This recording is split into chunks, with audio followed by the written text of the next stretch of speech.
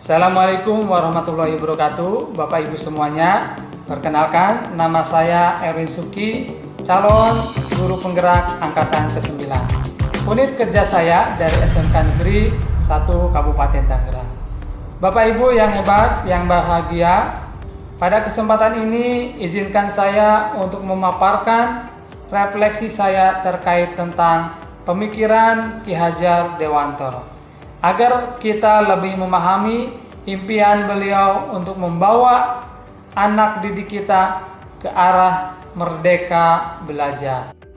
Bapak Ibu yang hebat, ada beberapa filosofi pemikiran Ki Hajar Dewantara yang bisa kita refleksikan. Yang pertama, asas pendidikan Ki Hajar Dewantara. Menurut Ki Hajar Dewantara, pendidikan dan pengajaran merupakan usaha, persiapan, dan persediaan untuk segala kepentingan hidup manusia, baik dalam hidup bermasyarakat maupun hidup berbudaya dalam arti yang seluas-luasnya. Pendidikan adalah tempat persemaian benih-benih kebudayaan dalam masyarakat. Ki Hajar Dewantara memiliki keyakinan bahwa menciptakan manusia Indonesia yang beradab, maka pendidikan menjadi salah satu kunci utama untuk mencapainya. Pendidikan dapat menjadi ruang berlatih dan bertumbuhnya nilai-nilai kemanusiaan yang dapat diteruskan atau diwariskan. Yang kedua, inti dari filsafat pendidikan Ki Hajar Dewantara adalah perubahan. Dalam hal ini, bagi saya, analogi yang tepat adalah seperti pohon, selalu tumbuh dalam bentuk yang berbeda-beda. Oleh sebab itu, menurut Ki Hajar Dewantara, kebudayaan itu dinamis, tidak boleh statis, harus terus bertumbuh, terus bergerak, dan pertumbuhan pohon pun berbeda dari segi ukuran, tempatnya, dan juga cara tumbuhnya pun berbeda-beda. Jadi tidak bisa dipaksakan pada tempat yang sama, selalu ada relevansinya. Apa relevansinya pemikiran Ki Hajar Dewantara terhadap informasi pendidikan? Filosofi Ki Hajar Dewantara, jawabannya adalah filosofi tentang perubahan. Bapak Ibu sekalian, ada 3 hal yang harus kita lakukan. Yang pertama yaitu kontinuitas, dialog kritis tentang sejarah kita. Dalam bergerak maju ke depan, kita tidak boleh lupa akan sejarah hakiki dari masyarakat kita. Jadi kita harus menjaga nilai kebudayaan kita, konvergensi kita. Pendidikan harus memanusiakan manusia dan memperkuat nilai kemanusiaan. Yang ketiga, konsentris. Pendidikan harus menghargai keragaman dan merdekakan pembelajar sesuai kodratnya. Yang ketiga yaitu apa yang berubah, yaitu budi pekerti. Pendidikan yang menuntun, Ki Hajar Dewantara menjelaskan bahwa tujuan pendidikan yaitu menuntun segala kodrat yang ada pada anak agar mereka dapat mencapai keselamatan dan kebahagiaan setinggi-tingginya, baik sebagai manusia maupun sebagai anggota masyarakat. Oleh sebab itu, pendidikan itu hanya dapat menuntun tumbuh atau hidupnya kekuatan kodrat yang ada pada anak-anak agar dapat memperbaiki lakunya, bukan dasarnya, hidup dan tumbuhnya. Kekuatan kodrat anak dalam menuntun laku dan perubahan kodrat anak. Ki Hajar Dewantara mengibaratkan peran pendidik seperti seorang petani atau tukang kebun. Anak biji tumbuhan yang disemai dan ditanam oleh para petani. Anak-anak itu bagaikan butir-butir jagung yang ditanam.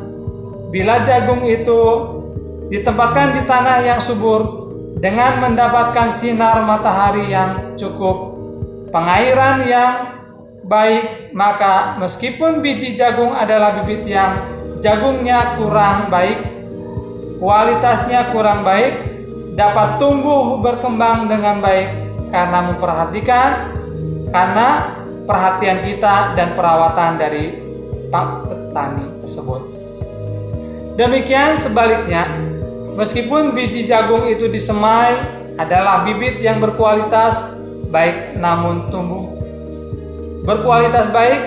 tumbuhnya di lahan yang gersang dan tidak mendapatkan pengairan dan kurangnya cahaya, atau kurangnya tangan petani yang tidak kreatif, maka tumbuhnya pun tidak akan optimal. Dalam proses menuntun, anak diberi kebebasan, namun pendidikan sebagai pamong dalam memberi tuntunan dan arahan agar anak kita tidak kehilangan arah dan membahayakan dirinya. Seorang pamong dapat memberikan tuntunan agar anak dapat menemukan kemerdekaannya. Dalam belajar, anak juga secara sadar memahami bahwa kemerdekaan dirinya juga mempengaruhi kemerdekaan anak lain. Oleh sebab itu, tuntutan seorang guru mampu mengelola dirinya untuk hidup bersama dengan orang lain, menjadi manusia dan anggota masyarakat. Bapak Ibu yang hebat, Ki Hajar Dewantoro juga mengingatkan para pendidik untuk tetap terbuka, namun tetap waspada terhadap perubahan. Perubahan yang terjadi adalah perubahan zaman. Waspadalah, carilah barang-barang yang bermanfaat untuk kita, yang dapat menambah kekayaan kita dalam hal kultur, lahir atau batin. Jangan hanya meniru, menjiplak. Kekuatan sosial menjadi proses menebalkan kekuatan kodrat anak yang masih samar-samar. Pendidikan bertujuan untuk menuntun, memfasilitasi, atau membantu anak untuk menebalkan garis samar-samar agar dapat memperbaiki lakunya untuk menjadi manusia seutuhnya. Jadi anak bukan kertas kosong yang digambarkan sesuai keinginan orang dewasa. Yang keempat, kodrat alam dan kodrat zaman. Ki Hajar Dewantoro menjelaskan bahwa dasar pendidikan anak berhubungan dengan kodrat alam dan kodrat zaman. Kodrat alam berkaitan dengan sifat dan bentuk lingkungan di mana anak berbeda, sedangkan kodrat zaman berkaitan dengan isi dan irama. Ki Hajar Dewantoro hendak mengingatkan kepada pendidik, kepada kita semua, bahwa pendidikan anak sejatinya menuntut anak mencapai kekuatan kodratnya sesuai dengan alam dan zamannya. Bila melihat dari kodrat zaman, pendidikan saat ini menekankan pada kemampuan anak untuk memiliki keterampilan abad ke-21. Sedangkan dalam memaknai kodrat alam, maka konteks lokal sosial budaya murid di Indonesia Barat tentu memiliki karakteristik yang berbeda dengan murid di Indonesia di bagian tengah atau di bagian timur. Kemudian yang kelima, yaitu budi pekerti. Menurut Ki Hajar Dewantoro, budi pekerti atau watak atau karakter merupakan perpaduan antara gerak pikiran, perasaan, dan kehendak atau kemampuan sehingga menimbulkan tenaga. Budi pekerti juga dapat diartikan sebagai perpaduan antara cipta, karsa, sehingga menciptakan karya atau psikomotor. Lebih lanjut, Ki Hajar Dewantoro menjelaskan keluarga menjadi tempat yang utama dan paling baik untuk melatih pendidikan sosial dan karakter bagi seorang anak. Keluarga merupakan tempat persemayaman pendidikan yang sempurna bagi anak untuk melatih kecerdasan, budi pekerti, membentuk watak individual. Keluarga juga merupakan sebuah ekosistem kecil untuk mempersiapkan hidup anak dalam bermasyarakat. Dibanding institusi pendidikan lainnya, budi pekerti merupakan keselarasan, keseimbangan hidup antara cipta, rasa, karsa, dan karya. Keselarasan hidup, anak dilatih melalui pemahaman kesadaran diri yang baik tentang kekuatan dirinya, kemudian dilatih mengelola diri agar mampu memiliki kesadaran sosial bahwa ia tidak hidup sendiri dalam relasi sosialnya, sehingga ketika membuat sebuah keputusan yang bertanggung jawab dalam kemerdekaan dirinya dan kemerdekaan orang lain.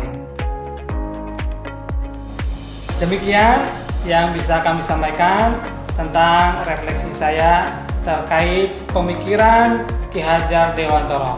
Mudah-mudahan semuanya bermanfaat apa yang kami sampaikan bagi Bapak Ibu semuanya. Terima kasih sekali lagi. Sampai jumpa. Assalamualaikum warahmatullahi wabarakatuh.